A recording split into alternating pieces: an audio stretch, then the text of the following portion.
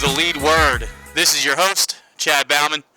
With me, as always, my partner, Trey. Today is Tuesday, September 24th, coming in from a Sunday of NFL action and a Monday because of Monday Night Football, even though Monday night wasn't that eventful. Trey, how's it going?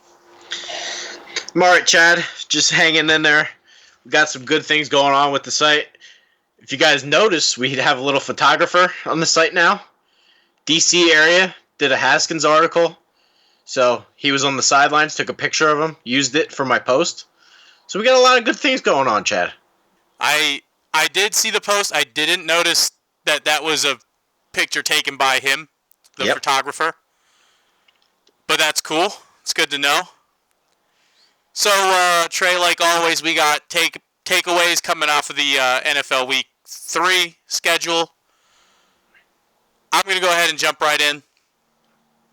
My first takeaway, this one has to do with a division rival for the Eagles. If the Redskins were to bench Case Keenum going into Week 4 and start Dwayne Haskins, I think that would give them an outside shot at making the playoffs. Playoffs? Oh. It wouldn't be a lock. Don't get me wrong. It wouldn't be a lock because there are a lot of variables involved. You know, more specifically, we don't really know how good Haskins is at the NFL level yet. But I was watching the game on Monday night, and their issues begin and end with Case Keenum. I was on record this summer saying that Case Keenum probably would get the nod until about Week 10. Then he would finally get benched. By then, it's going to be too late. Looking at this receiving core on Monday night, I think it's pretty safe to say the Bears have the best defense in the NFL. They, by far, have the best pass rush. Their secondary is pretty good. They may not be the best secondary in the NFL. I would have to go back and check the numbers, maybe watch some tape. But they're pretty good. They're at least top 5. I would think that's safe to say. Eddie Jackson and company, they're good. They are who we thought they were. The Redskins wide receivers were getting open. Their tight ends were open. They had their backs were open out of the backfield. Chris Thompson, he's a good receiving threat coming out of the backfield. Case Keenum was just missing. I swear to God, I thought he was throwing to Ha-Ha Clinton Dix on purpose. That's what it felt like. I mean, he didn't even look like an NFL quarterback in that game, right? Like, he looked like a high school quarterback or something. He looked 100% out of place. It was it got to the point where it was ridiculous that he was even on the field. It really did. Well, I don't know. Let me say this. I think the Redskins in the playoffs thing's a little crazy. I think you're a little nuts. But I wrote this today. There is no upside to Haskins sitting on the bench any further. Here's why. Number one, if Jay Gruden gets fired, what's he learning? Like, a quarterback, if he wants to sit and learn, he wants to learn the system. Well, if that system's going to be changed, what's the benefit of him sitting on the sidelines? Well, again, I looked at it like this. The Bears got a great defense. If you're wide receivers, and this is a young wide receiving core, I'm pretty sure like all of them are either in their rookie year or it's in like their second or third year. Yeah. So they're really young receiving core. They're getting open against a really tough Bears team. And even when Case Keenum had time to throw the ball, he was just missing his throws completely. These guys were open. Yeah. Their offensive line is a good offensive line. I mean, I know they're banged up a little bit. There's some injuries there, but I mean, regardless, even when Case Keenum wasn't staring Khalil Mack coming down his throat, he was just off target all night. And defensively, they have a good defense. They got a pretty solid pass rush. Their back end, their secondary's not great, but I mean, they're good enough to win and make the playoffs, but they need the quarterback. And I don't know what you're getting from Dwayne Haskins. But again, it's kind of like I said with Daniel Jones last week with Eli Manning get benched. Can't be worse than Case Keenum. Yeah, I don't know how, and they play the Giants next week. How are the Redskins going to go into that game? The Giants are going to bring out Daniel Jones, and they're going to look Dwayne Haskins in the face and say, you can't play this game. I don't know how they can do that. Well, I mean, fortunately for Dwayne Haskins, he'll get to see Daniel Jones on the field. I think they play them like week 14 or something, so he'll be starting by then. But at this point, there is zero upside to playing Case Keenum at this point. Because if they don't win, Jay Gruden's going to get fired.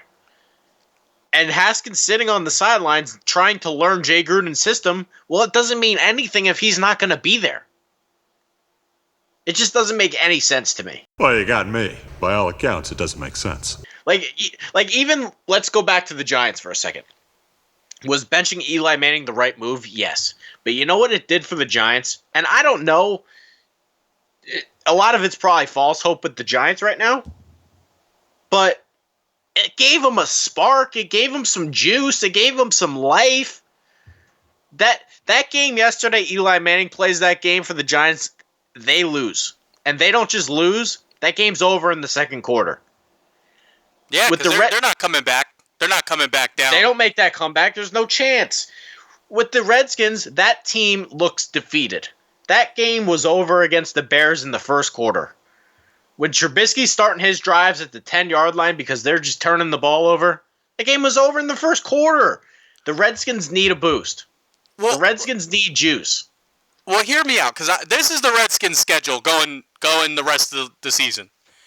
If they bench Case Keenum in week 4, start Dwayne Haskins against the Giants this week. They could win that one. That's one. So they're 1-3. We're agreed there. They're 1-3 against the Giants in week 4, right? Yeah. They play the Patriots, so chalk that up to an L. You're not going to win there. So you're 1-4 now, right? Play the Dolphins, 2-4. You got that one.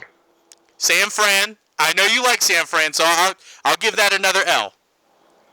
2-6. What an idiot. No, that's 2-5. That's 2-5. Yeah, I'm sorry, you're right. The Vikings? That's a toss-up. But since I'm trying to make a point here, I'm going to give that one to the Redskins. All right. Because it's I'm going to make a point. So you're 3-5 now. They'd have to get real hot. You got the Bills. And I'm going to get into the Bills a little bit later, but I think with the right quarterback, I think they could beat the Bills. It might be close, but I still think they can win there. So now you're 3-5. Are you stupid or something? You're got talking the about Jets. Okay. It depends if Darnold's back, but I guess maybe, yeah. Well, I mean, even with Darnold, because he didn't look too hot week 1. The Jets roster is absolutely horrendous, so yeah. Yeah, so maybe so you're 4-5. You got the Lions. Although they just beat the Eagles, that could be a win. That should be a win. Should have been a win for the Eagles, but it wasn't. But it should be. So now you're back to 5-5. You got the Panthers. That's a toss-up. That's probably the easiest one you said yet. You got Green Bay. Not happening. Yeah, it's not going to happen. So you're 5-6. You got a game against the Eagles. No. So you're 9. So you're 5-7. And then you're talking about running the table. Well, there's only 2 games left at that point. Yo! Whose mess is this? The Giants and the Cowboys. So you could beat the Giants a second time. I think we messed up with the math somewhere. But those are the teams. Those are the teams that are left. The Giants and the Cowboys. And you know what? Cowboys may have locked up a playoff spot by then. So they might not be playing for anything. You get that win, you get to the playoffs. I think you're a little crazy. I think it's doable. Listen, if this was the AFC, I think you'd have a real argument here. With the NFC in the same division as Dallas and Philly, now you're talking about which teams are you really going to pass? You're going to pass New Orleans? Maybe the New Orleans wins the division, but who are you passing? I mean, the the Vikings, the Lions, the Packers, the Saints, the Rams, the 49ers, the Seahawks, the Eagles, the Cowboys, you're going to pass, three, four of those teams? You could easily pass the Seahawks. They're not looking too hot.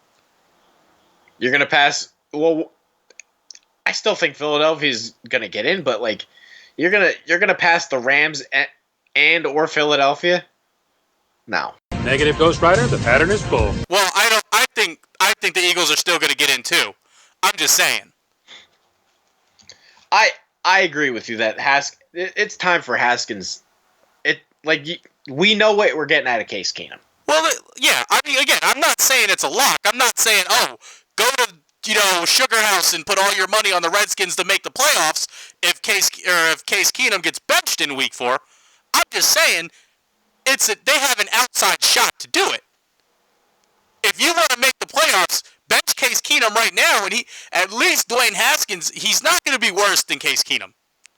It's just not possible. If they don't go on a little bit of a run, Jay Gruden's going to lose his job. True, right? I agree with that. So why would you not, he has no choice but to put him in. Yeah, I would do it. It just, whether or not they're smart enough to do it remains to be seen. All right, anything else to add on Washington? No, that's it. That's all I had to say on them. All right, I'm going to jump into my first takeaway. First, give Chad a follow. You can find him on Twitter at Lilfooted, LALFWTED. I am Trey Dalbert, and you can find the website, vendettasportsmedia.com.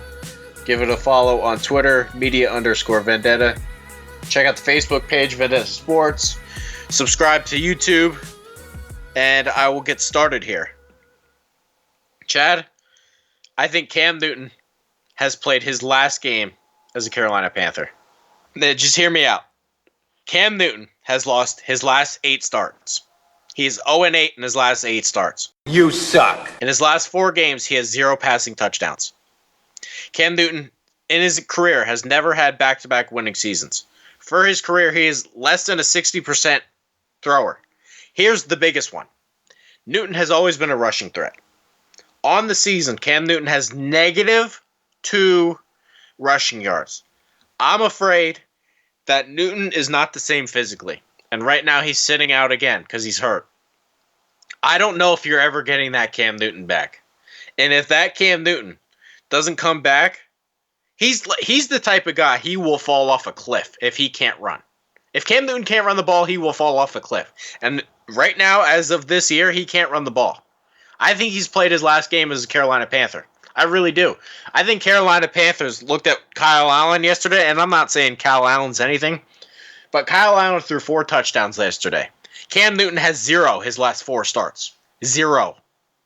I think DJ Moore looked pretty good. I think Curtis Samuel looked pretty good. I think Christian McCaffrey, he always looks good. But Greg Olson's catching balls, and this offense looks explosive. And yes, it's 1 start.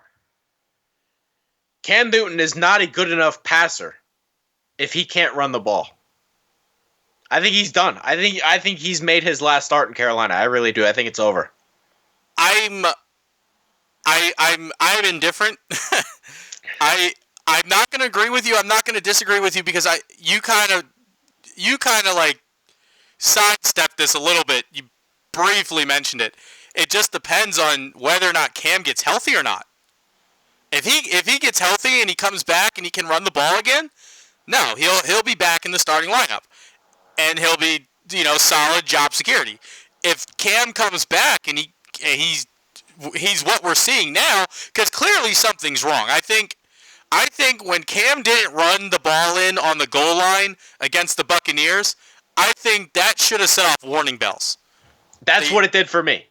The alarm bells are flashing because beginning of last year, 2 years ago, that's a ball Cam Newton's taken out of an empty set, an empty formation, shotgun set, taken off, and he's diving over a linebacker for a touchdown. 4 years ago, that's a touchdown, no problem.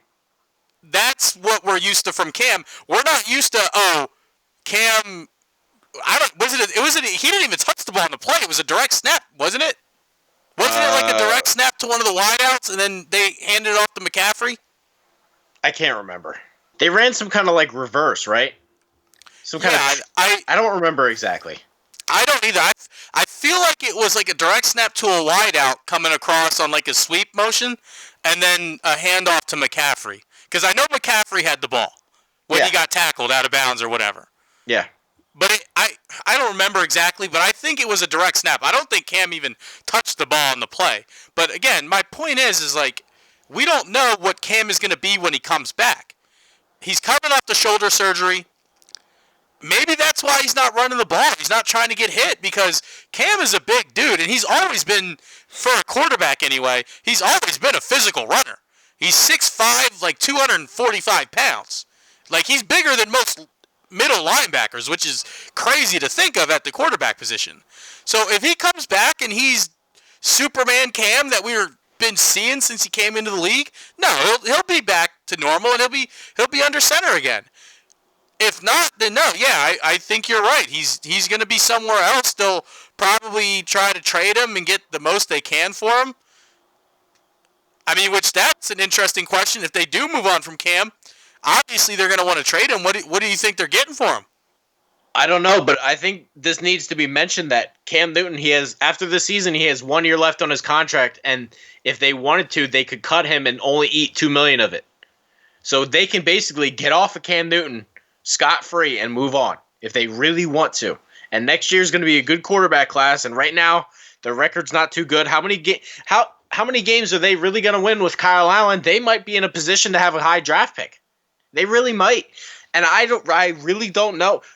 If, let's say Cam Newton misses 8 weeks, he comes back and he's just okay maybe.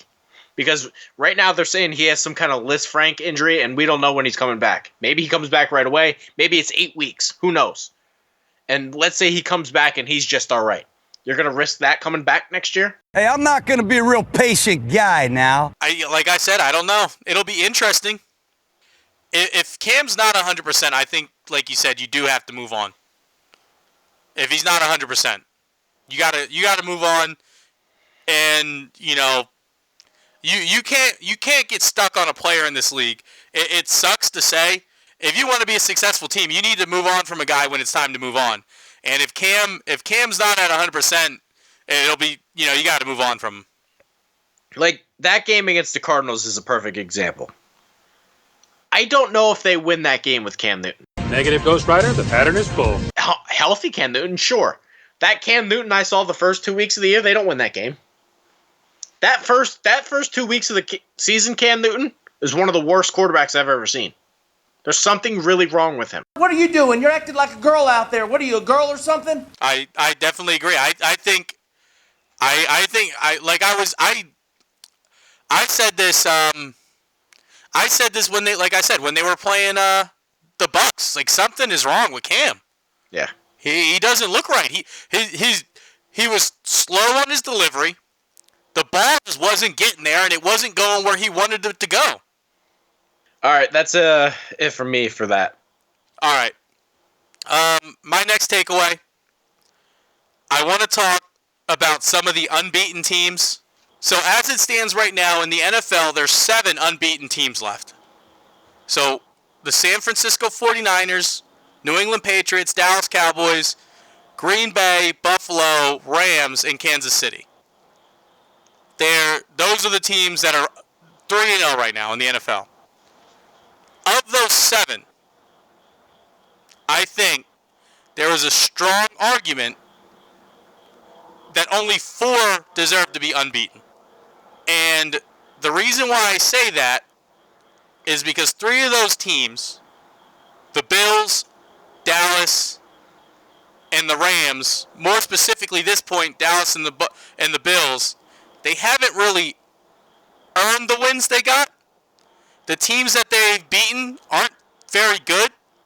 With the Rams, the reason why they don't deserve to be unbeaten is because they gave that game away to Cleveland. Son, your ego is writing checks your body can't cash. That game was gift wrapped for the Browns. Gift wrapped. Which I will get to next, actually. But, yeah. Yeah, so what I want to focus on here with Dallas and with the Bills, again, the teams they played So Dallas so far has played Miami, Washington, and New York. Those teams have a combined record of 1-8 through 3 weeks. So the Bills, through 3 weeks, the teams that they've played, they're all 0-3. So a combined record of 0-9. I think these teams, I don't think they belong in that group. I think they're just so far unbeaten because they're not playing any really talented team. They haven't gone up against anybody that's worth breaking a sweat over. And more specifically, the Cowboys, they played the Giants before when they were still with Eli Manning. Same with the Bills. They played the bum. I think if they played some real teams in that span, they would have taken a loss. They would have caught an L somewhere. And to be honest with you, the way the Cowboys played against Miami, they deserved to lose. Here's what I'll say. I think Dallas's roster, maybe it's the competition. I think Dallas's roster looks just fantastic. Doesn't it? Like Dak Prescott, it would be one thing if they were just like, beating up on teams and shit, but like, he's just not getting touched. That offensive line is just so good that it's going to be hard for them not to win. Right? I agree there. But my point here is that these teams, we're hyping up more specifically the Cowboys and the Bills. We're hyping up the Bills because they're 3-0. But the teams that they play, they're just bad. Yeah. I mean, you should beat Cincinnati. And to be honest with you, the Bills should have beat Cincinnati by a hell of a lot more than they did. The Bills left about 4 or 5 touchdowns off the board. Why don't you love me? And with Dallas, I'm hearing Dallas fans talk about this is our year to win a Super Bowl. Surprise, surprise, you're 3-0 because you beat 3 shitty teams. Like, let's get into the season. You basically had 3 bye weeks to start out the season. Well, here's Trey, the thing. You know what Dallas' season reminds me of so far? You know how in a wrestling tournament, sometimes there's too many kids for the bracket, so some of the kids have to have pigtail matches? If you're not good enough to get seated, you have to wrestle your way into the bracket. So far, I feel like Dallas has wrestled 3 pigtail teams. Teams that shouldn't have been on the bracket to begin with, but somehow managed to wrestle their way in. I agree with you, but I picked Dallas for under 9 wins. I picked Dallas to miss the playoffs. Here's the problem that I think I'm going to be wrong. Kellen Moore, his play calling has been really encouraging. I think he's done a really good job calling plays, and I know that it's bad competition, but the Cowboys' offensive play calling looks light years ahead of where it was. And he's a first-year play caller. He looks a lot better. Just the design of their plays look a lot better. I'm not gonna lie, yeah, they've looked good. I need to see them against real competition though. Let me get to Buffalo, because I said this last week. I think Buffalo's a playoff team. I think something about the Bills and Josh Allen works. I think his arm strength in Buffalo's only going to get better. Well, they're going to lose to the Patriots, no doubt about that. But if you go look at some of the drives that they put up against these teams, these were long play drives. A couple of their scoring, they had a drive against Cincinnati. It lasted 11 minutes. 11 minutes. These guys control the clock. Their offensive line's good. They can run the ball. They can pick up first downs, and they can play real defense. I think this is a team that they can keep the chains moving. And they're not maybe dynamic, but this offensive line and their running game, and Josh Allen can run a little bit. I think they can pick up chains, and I think they can control possessions. I would agree with you. Under normal circumstances, I would agree with you on the Bills. The problem with them, my biggest problem with them, is their turnovers. They have to be leading the league in turnovers right now. Maybe Miami has more. Did you watch Keenum last night? I did. And I'm talking as a team. Case Keenum probably leads the NFL as an individual player based solely on Monday night in turnovers. But the Bills as a team, they probably lead the NFL as a team in turnovers. And I want to see if I can find that. Well, Allen only threw one pick against the Bengals. They had a ton of fumbles. He fumbled a couple times in that game.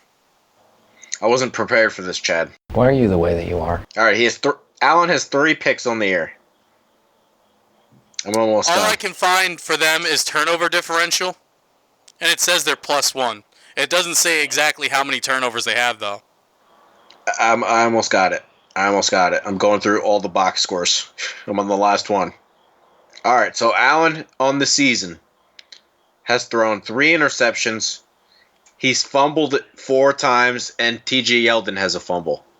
So total, that would be 3 plus 4 plus 1, which would be 8. 8 turnovers in 3 games. So that's not great.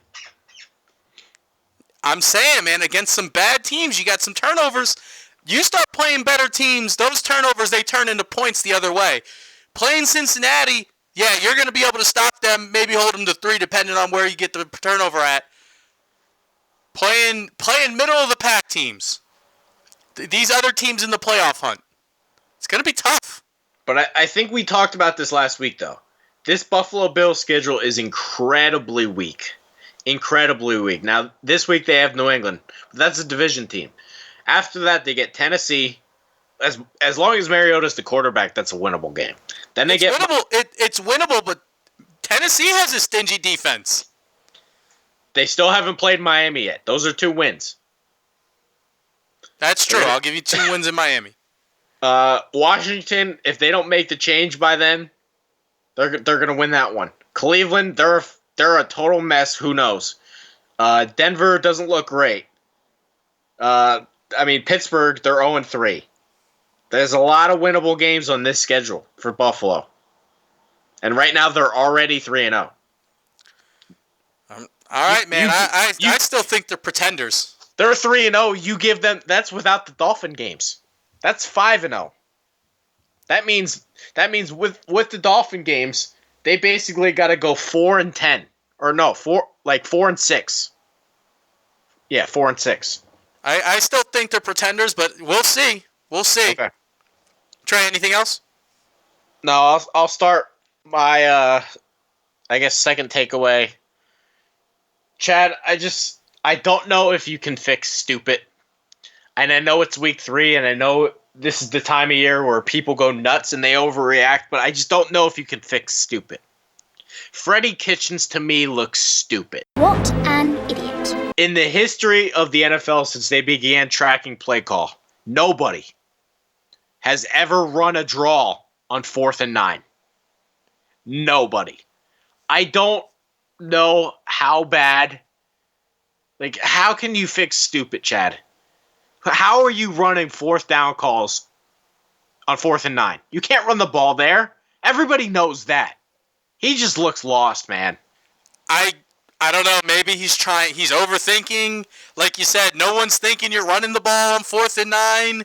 So he's like, we'll catch him with their pants down. But yeah, that was a dumb call. I don't... Like, I get maybe doing a screenplay there, trying to, like, get some blockers out in front of a running back, get them going on 4th and 9, get the pass rush upfield, let the coverage get into it. But it was a base defense. It was a base defense. Well, a screenplay could still work against the base defense. Yeah, but I'm saying they ran the ball again on 4th and 9 against the base defense. Right. No, I get that. I'm just saying, like, I could understand running a screenplay, something like that. But a draw, yeah, I don't know how you do that. My point is, it's week 3, and I know people overreact, and I don't want to do that, but I just don't know how you fix stupid. And to me, anybody who runs the ball on 4th and 9 is just fucking stupid. And here, I have more problems with Freddie Kitchens because now... I was going to say, outside of just running the ball on the 4th and 9, they also had, at the end of the game... I wasn't done, but yeah. Yeah, at the end of the game, they had 3 timeouts left and you're inside the 5-yard line. You don't try to run it one time. Not once, but they ran it on 4th and 9. Well, maybe he learned from 4th and 9 and was like, shit, I guess the run doesn't work. Here's the other problem. Chad, would you say penalties is like, a discipline thing, a coaching thing? Like, where would you put penalties on? Is that a player issue? Is that a coaching issue? What would you put penalties under? True discipline come from within. I mean, really, I guess it really depends on the level of football for me. I guess, too, it depends on the penalty. I would say it's probably 50-50. Coach and player. That's fine. Right now, the Cleveland Browns have been penalized 38 times in 3 games. You're not going to win football games if you're penalized over 10 times a game. The platinum rule. I don't care who you want to blame. I think it's a Kitchens issue. I think maybe it's a John Dorsey issue because this is a guy, he ran the Chiefs. He's ignored character forever. John Dorsey does not care about character issues, so maybe you want to put him on the blame. This looks like the most undisciplined team in the NFL. You are not winning games when you're penalized 38 times in 3 weeks. It's just not happening. Yeah, I just going back to playing, again, I never played football past high school, but, I mean, going back to that, I remember we used to have this kid, my sophomore year, playing JV football. He's the only senior ever to play JV football that I know of. Only senior that played JV football, because there's no reason for seniors to play JV because you automatically get a varsity letter your senior year. So they don't typically let JV seniors play JV. He was so bad they put him on JV though. You suck. Because that was the only time he would ever get into the game. Is on JV. Because that's the only time it ever mattered. Or it didn't matter, I should say. And he was the worst. Anytime we got inside, if it was like a 3rd and 5 or less, he without fail jumped off sides. Like, it would be like to the point, because I played linebacker. I was a middle linebacker. I used to have to tell him, and I don't remember what the kid's name is, but we called him Augustus, like Augustus Gloop from what's it called? Charlie and the Chocolate Factory, because that's what he looked like. I used to have to tell this kid, Augustus, you need to line up. If it was like 3rd and 5, you need to line up a foot off the ball. That way, if you jump off sides, we won't get penalized. If it was 3rd and short, I would send him over to the sideline. I'd be like, Augustus, you got to check out. Coach would look at me. I'd be like, Tercy, he can't be on the field. He's going to jump off sides. So, it's big, man. Those things are backbreaking. Oh, my leg! My leg! If you, especially if it's 3rd and short, and you stop the play, pass breakup or whatever it is, and you jump off sides and give them a free set of downs. As a defender, I can tell you from multiple experiences that just crushes your spirit, bro. Especially if it's like in the goal, like the red zone or something like that. Okay, we're getting them off the field. They're gonna take a field goal, but we didn't give up the touchdown. Next thing you know, 1st down, and it's like, shit, we got to stop them again? You're not winning games getting penalized 38 times in 3 weeks. I think it's a Kitchens issue. I really do. And here's the other problem. Mayfield's looked horrible. And some of it's on Mayfield. Some of this is on Kitchens. Because this offensive line is getting chewed up and spit out. And have you noticed that the snap count is the same on every play? And have you noticed that they haven't kept the tight end to block one time? And they haven't kept the running back to block one time. That entire Rams game, they didn't keep a running back there, and they didn't keep a tight end. The entire time, the snap count was the same, and they used 5 offensive linemen on every snap, and that's it. And they haven't tried to move the pocket at all either. No. Mayfield is dropping back on every snap. But the crazy thing to me though, Kitchens he called the games pretty well as an offensive coordinator last year. The problem, I think he's in over his head. Help me! Help me! I really do. Like, being a head coach is different than being an offensive coordinator. We've had a lot of offensive coordinators that North Turner's been a good offensive coordinator for a long time. He's a terrible head coach. Wade Phillips, great. He's a great defensive coordinator with the Rams. Every time he gets a head coaching job, he sucks. I mean, maybe it's time to delegate. If you're Freddie Kitchens, I don't know who their offensive coordinator is, but hey, man, maybe let him take some play call responsibility. I actually don't know who that would be off the top of my head. I don't even know if they have one. I think they might need to delegate because I know that happened with Andy Reid when he was head coach with the Eagles. That being said, at the same time, Belichick Andy doesn't Reid call was plays. Belichick doesn't call plays. well. What I was getting at is when Andy Reid was the head coach with the Eagles, he for the majority of his career with us, he called his own plays. But then when he took over as GM, he was wearing too many hats. So then he had to delegate. And then the offense got better. So maybe that's what Freddie Kitchens has to do. I know he's not wearing that GM hat, but he has to say, you know what? I've got too many things to focus on as the head coach. Let me hand the keys over to somebody else. Let them call plays. That's one less thing for me to worry about. It's still my offense, but they're just making, they're just sending it down to the quarterback. Help me! Help me! Let's also say this. This time last season, Freddie Kitchens was a running back coach. He was an offensive coordinator for like 9 weeks. But that's the thing. Maybe, he was a good offensive coordinator. Who knows? For 9 weeks, he was a good offensive coordinator. I don't know if you've seen this either. There's a video of him at the press conference after the game. He looks like a fucking slob. True discipline come from within. I know that's like, all right, maybe that doesn't reflect his coaching ability. He just doesn't look prepared. Just go watch his press conference after the game. He's chewing gum like a fucking maniac. He's answering questions like he's pissed off at the world. He looked unprepared and lost. You got to watch the press conference. It's brutal. I didn't see that. As far as looking like a slob is concerned, Belichick looks like Belichick does at every press conference. I will have to send you the video. It is awful. That being said, not being prepared for the press conference, that's a whole nother story. Yeah, he just had no answers for anything. Yeah, Bill Belichick could lose 43 to nothing, and he'll know exactly what the problem was. I guarantee that. Yeah, it was bad. I'm gonna have to send you the video. Trey, did you see anything else or have anything else about the Browns? I could say that Mayfield's completing 57% of his throws, and he's got a 3 to 5 touchdown interception ratio, but I won't pick on him this week. That'll get better. All right, go ahead. That's it. All right, before I move on to my next takeaway, I want to remind everybody, follow Trey on Twitter at Trey Daubert, TreyDaubert. Follow me on Twitter at Lilfooted, LILFOOTED. Don't forget to check out the site's Twitter page. Give that a follow, Vendetta_media. Check us out on Facebook.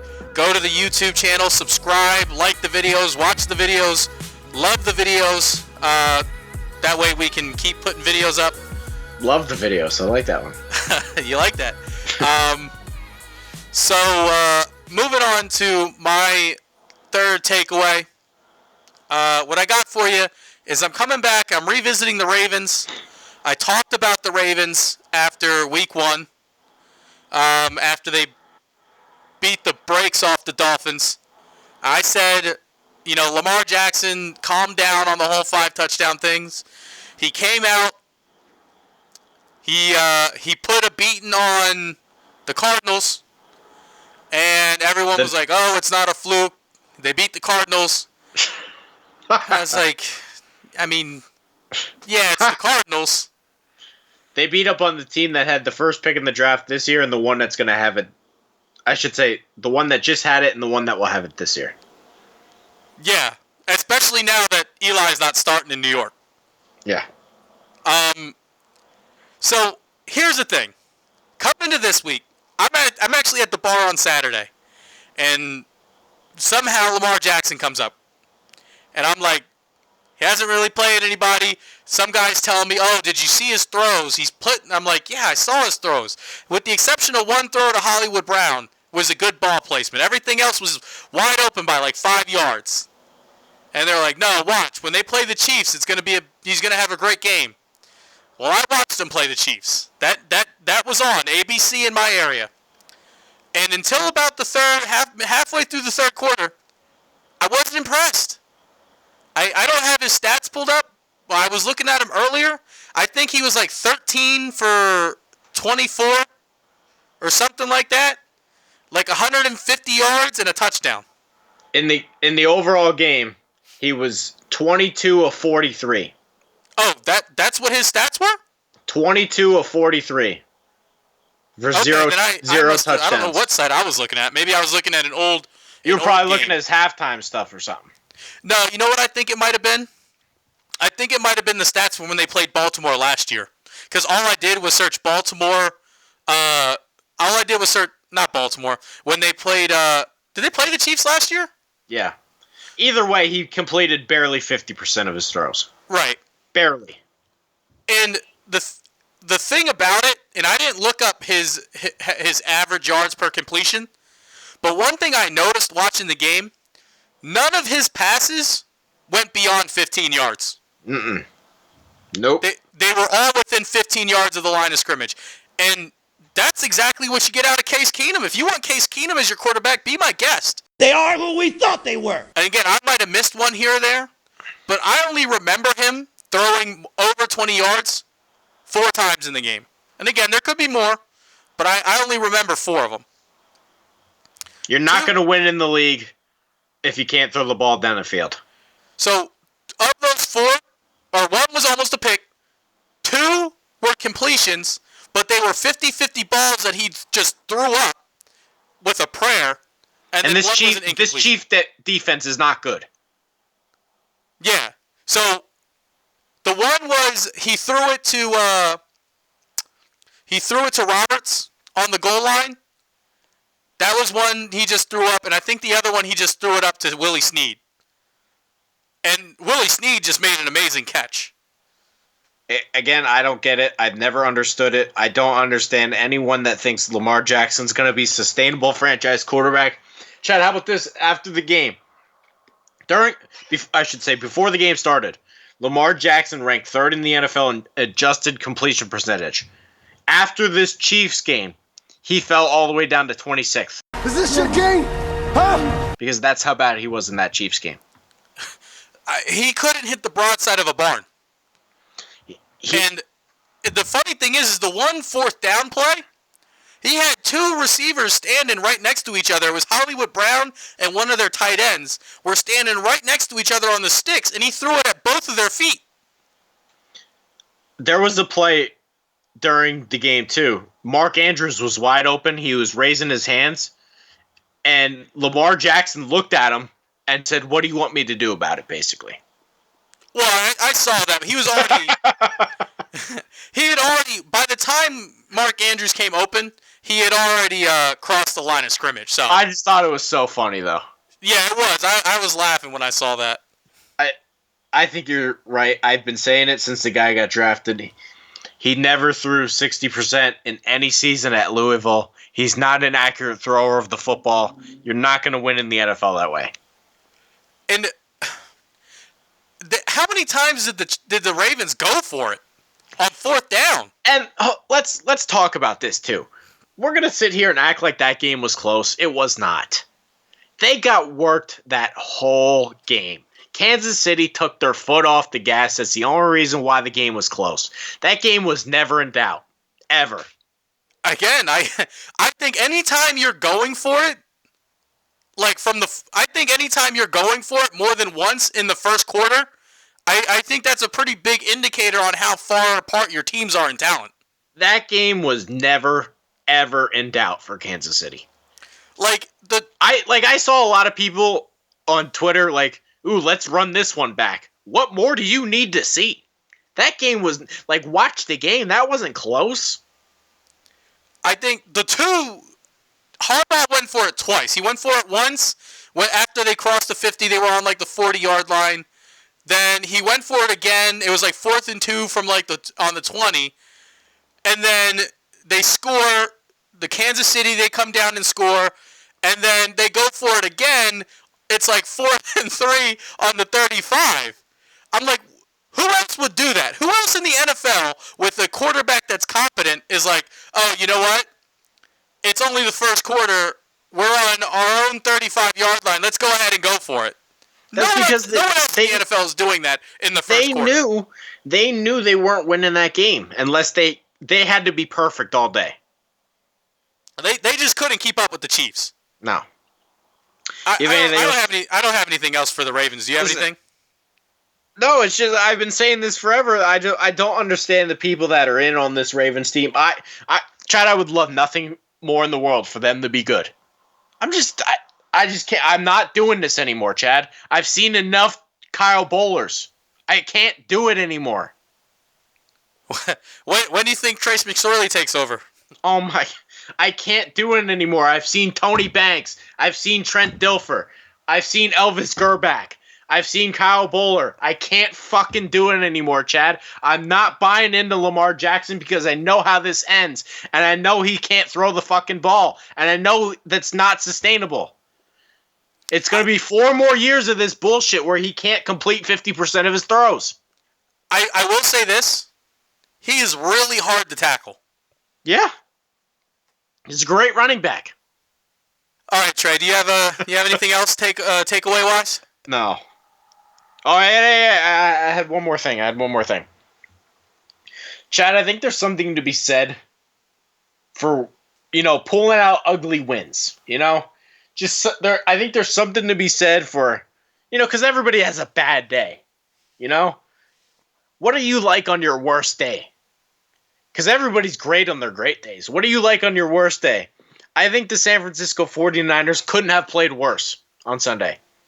They couldn't have played worse. They turned the ball over 3 times in the red zone. They turned the ball over 5 times total. And they still beat the Steelers. And we came into this week, Chad, saying, you know what?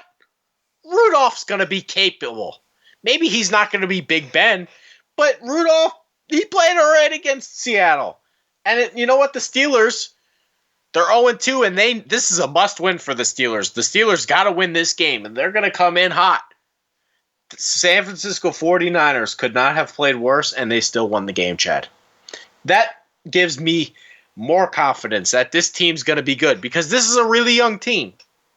I'm like, most people would say, you know what, that was a bad game. I don't know about San Francisco. I have the total opposite opinion. I think they couldn't have played worse, and they won that game. That gives me so much confidence that they're going to be a really good team this year. I think you have a point there.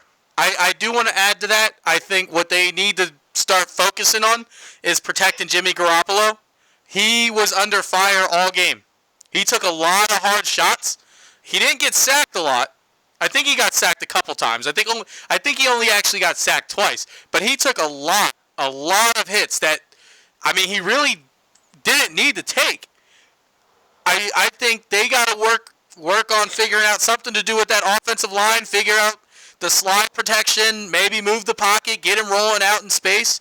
But they got to do something because either Jimmy Garoppolo is going to tear his ACL again or he's just going to get shell-shocked from all the hits he's taken. And, we were talking about this before we actually started the recording. I know you said that their left tackle was out.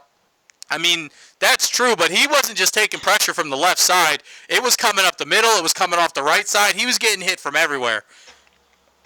This is the biggest storyline that I think needs to be said. Last year, the San Francisco 49ers had 2 interceptions the whole year. Like, that's terrible. They had 2 interceptions the whole year. Chad, this year, did you know the San Francisco 49ers are second in the NFL in total defense? Number 2. This year, Chad, the San Francisco 49ers are second in turnovers created. They've created the second most turnovers in the NFL. This is 1,000% a better defense. Nick Bosa has made an incredible defense pass rushing. Dee Ford has made an incredible defense pass rushing. Their corners are for real now. Richard Sherman has always been there, but now they have real corners that can actually get the job done along with Richard Sherman. This defense is light years ahead of where it was last year. Light years. Hey, I mean, having fleeced Chicago like that 2 years ago, I'm sure that helped. Those picks are starting to develop. This offense is still young. You got rookies like Deebo Samuel, who he's played well, but he's only going to get better. The running attack, when Tevin Coleman gets in there, you think it looks good now, it's going to really look good. Kittle hasn't even really gotten going yet. Kittle hasn't really had his big breakout games like he had a year ago. I think this team is dangerous, and I think there's something to be said for they couldn't have looked worse and still won. Yeah, you got the fullback going deep in San Fran. Use check. I mean, I agree, like I said, but they gotta do something. They gotta protect Jimmy Garoppolo, because if he goes down, I'm not sure. Maybe they can't hold this together. Oh, if he goes down, they're fucked. But right, that's anybody. I'm just saying, man. If you're Kyle Shanahan, you need to do something to protect that guy, because I don't know how many times he got hit, but it felt like every time he was passing, he ended up on the ground. All right, Chad, you got one more thing for us? No, I had 3. I got my piece in. You did? Yeah, I did. I did the Redskins. I did the fake 0-3s or 3-0s. And then I talked about Lamar Jackson. Those are my 3. Oh, yeah, you're right. Do we have anything else to cover? It's just the same old with the Eagles. This is a must-win, I think. It's gonna be tough.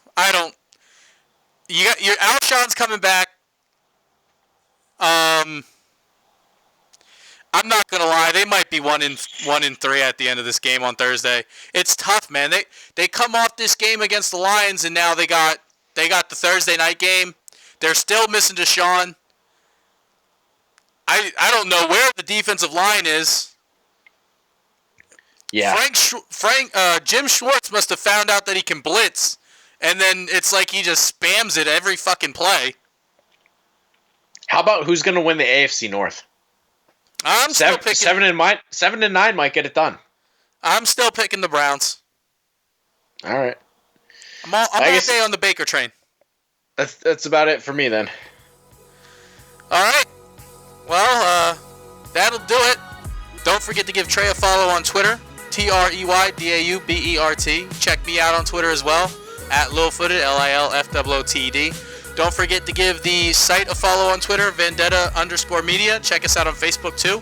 The reason why you want to check us out there is because that's where you're going to get most of your content. Anytime we put out a show, anything we put on the website, it's going to go straight onto Twitter and straight onto Facebook. Don't forget to check out our YouTube page as well. Subscribe to us on YouTube. Like a bunch of our videos. Love our videos because they're good videos. Trey has his Madden series with the Jets. Thinking about maybe doing a 2K or FIFA franchise. I know Trey you were talking about that. We'll see whichever game you decide to get. Other than that, thanks for giving us a listen, and we'll see you next week.